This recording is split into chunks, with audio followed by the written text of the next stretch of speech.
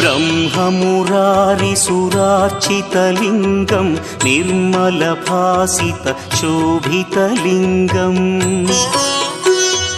जन्मजदुःखविनाशकलिङ्गं तत्प्रणमामि सदा शिवलिङ्गम् देवमुनिप्रवरार्चितलिङ्गं कामदहन करुणाकरलिङ्गम्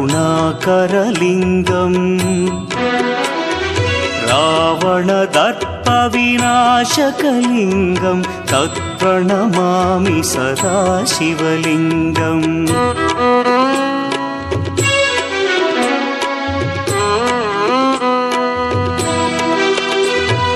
सर्वसुगन्धसुलेपितलिङ्गं बुद्धिविवर्धनकारणलिङ्गं सिद्धसुरासुरवन्द्यलिङ्गम्